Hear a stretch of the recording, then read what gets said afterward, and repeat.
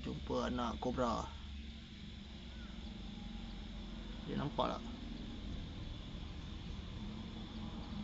Cari belut jumpa kobra.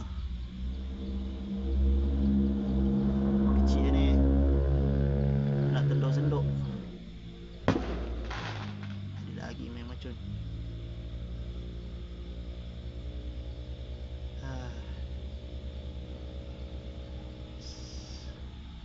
Siapa-siapa yang cari mancing waktu malam, okey, yang ni paling kena berhati-hati. Nampak?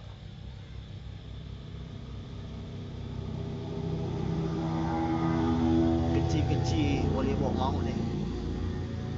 Okey, kita nak kacau dia. Okey, biar je.